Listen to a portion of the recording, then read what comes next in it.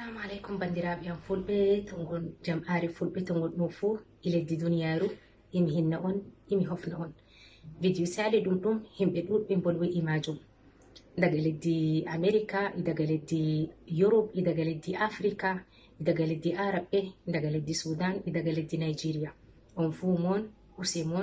usemon yetti e gurubaji fu bolwi majum gurubaji Facebook e gurubaji WhatsApp group suudu fulɓe Sudan e group Nahdatal Fulani Sudan e group ɓiɓɓe mayirno Sudan on fu mon mi yetti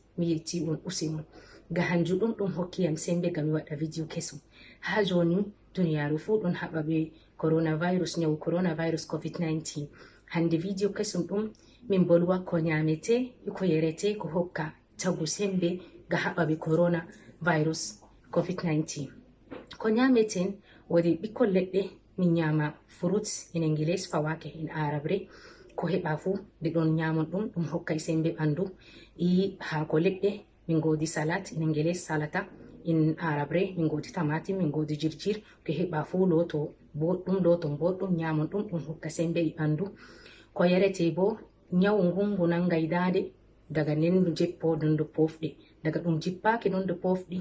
daga dande ɗum min paɗɗa ɗum ko yarete min gadda mint in English na'na in Arabre min gadda na'na ɗum min gadda ginger in English Arabre janjabil e min gadda lime in English lemon in Arabre tatum ɗum min kauta ɗum min gadda ndiyam min dolla ɗum min jara ɗum powɗum ngukkon belka ngukkon jumri min jaron ɗum ha bashi fu kokkon ɗum nafay ɗum hokkay ɗum ɓedday sembe ɓandu ɗum haɓa be coronavirus COVID-19 danen daga on jewai koƴe daga on nyamai ko ɗume on jarai ko ɗume sai gaddon habbati sauda habbatil baraka